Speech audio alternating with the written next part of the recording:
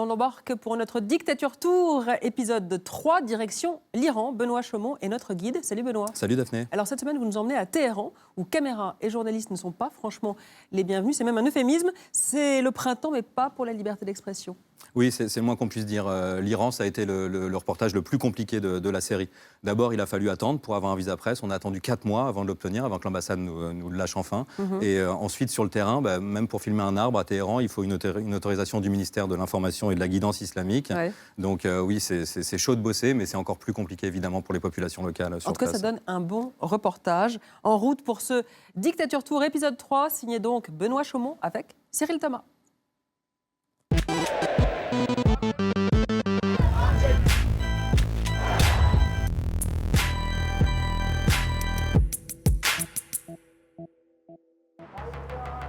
Téhéran, République islamique d'Iran, ou plutôt dictature islamiste.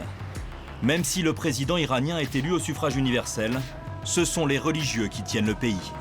Chaque détail de la vie quotidienne est surveillé, contrôlé, censuré par les mollahs. Et on va très vite s'en rendre compte. Pour notre premier tournage, on est allé à la grande prière du vendredi. Mais à la sortie, on a eu un petit souci. Bon, on a une caméra, mais on n'a plus de carte. On vient de se faire arrêter par les passes d'Aran, la police religieuse. Et ils ont confisqué tout notre matériel, tout notre tournage. Ils ont promis de nous le rendre, mais j'ai des doutes. Ils nous ont reproché d'avoir filmé le dispositif de sécurité autour de la mosquée. On n'en saura pas plus. Ces quelques images sont donc tournées discrètement avec un téléphone portable. Il est derrière le mec.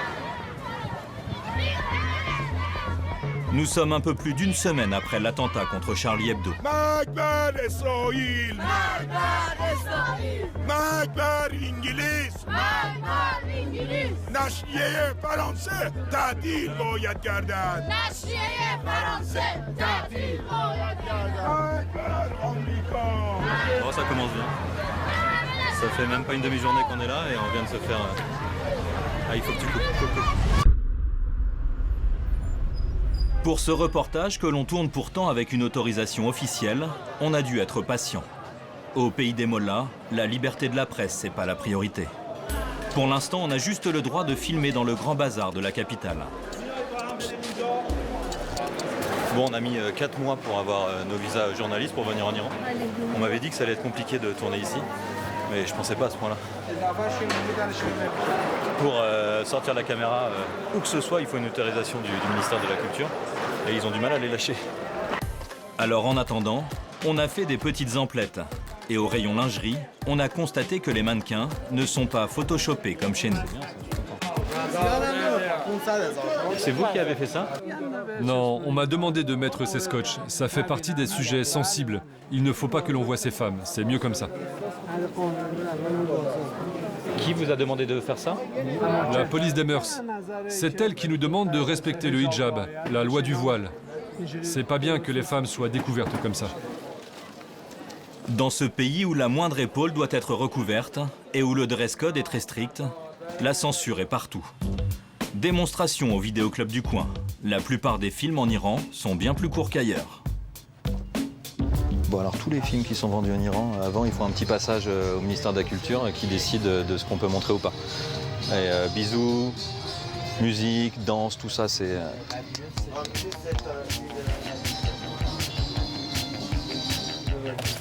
Génial. Et c'est moins cher parce qu'il y a des scènes en moins ou... Bah non, c'est le prix que nous fixe le distributeur. Ouais, ils veulent pas rire. Le distributeur, justement, on va aller le voir, parce qu'il ne fait pas que fixer les prix. Bon, on a trouvé la police du bisou. C'est la première étape de la censure. C'est eux qui enlèvent les scènes compromettantes selon la loi islamique dans les films. Nous sommes chez le plus gros distributeur de films du pays. Ce sont eux qui accouchent de la version iranienne des films étrangers.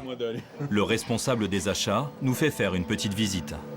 Dans le studio de doublage, une scène qui, évidemment, ne passera jamais la porte. Ça, ce sera coupé, ne le montrez pas.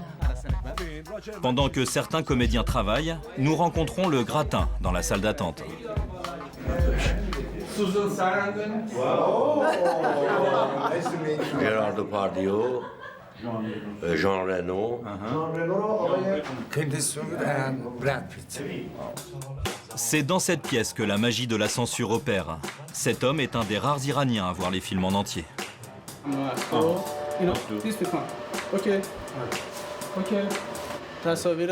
Pour les coupes, c'est ici que ça se passe. Les scènes immorales qui ne peuvent pas être diffusées, qui sont interdites, sont coupées. Et si on ne peut pas couper parce que ça nuit au sens de la scène, eh bien on couvre en faisant une retouche. Je vais vous montrer. Voici la version 2.0 du scotch sur les mannequins du bazar. La moindre partie du corps dénudée est rhabillée numériquement en 3D. Il a remis des fringues. Et finalement, même pour nous, la censure s'applique. Je te parle en farsi pour ne pas qu'ils comprennent. Ne leur montre pas le nu, montre-leur juste ce qu'on a couvert. Vous voyez, cette partie est couverte. Ah oui, elle était nue. Oui, là c'est couvert. Si vous n'avez pas vu l'original, vous ne pouvez pas vous en rendre compte. Eh bien, l'original, le voici. Vous devez couper les scènes violentes aussi? Oui, les scènes très violentes aussi. Les restrictions sont partout. Mais en Iran, un peu plus. Un peu trop peut-être. Mais ce sont les règles. Est-ce qu'il peut enlever les habits aussi? J'aimerais bien. Il demande si tu peux la déshabiller aussi. Tout le monde aimerait bien. Surtout sur elle.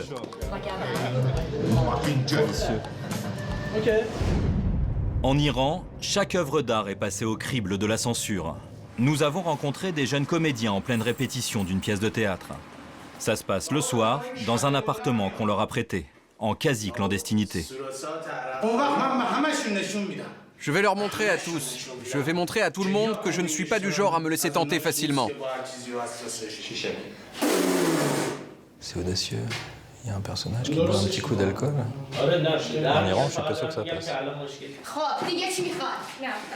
C'est le ministère de la Culture et de la Guidance islamique qui, là encore, a le final cut. Pour les artistes iraniens, c'est toujours l'incertitude et l'angoisse. C'est un travail très difficile. Il faut passer de nombreuses étapes et on a tout le temps des doutes sur la finalité. On n'est jamais sûr de rien. Et donc parfois on est démotivé, on n'est jamais tranquille. Sauf si tu fais partie du système. Ça veut dire qu'après 3 mois de répétition, après le premier contrôle, on peut nous dire de rentrer chez nous. Et donc tout est fini. Mais tous autour de cette table sont d'accord, même sans tampon des autorités, ils joueront cette pièce, quoi qu'il arrive. En mode underground.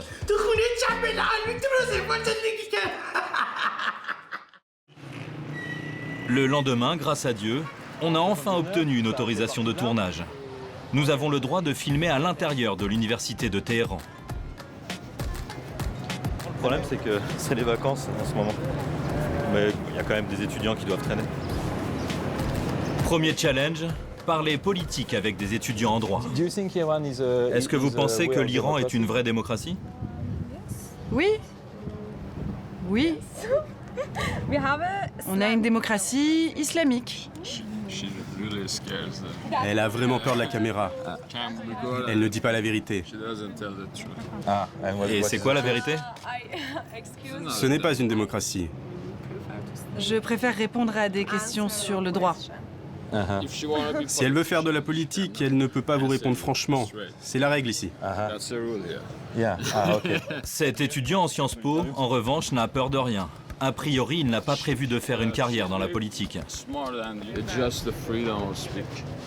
Ce qu'il nous manque, c'est la liberté d'expression. C'est ça notre plus gros problème. Par exemple, on ne peut pas étudier, parler ou faire des recherches librement sur les sujets importants. Démonstration quelques mètres plus loin. Parler librement devant une caméra, c'est suspect. Salam. Bonjour.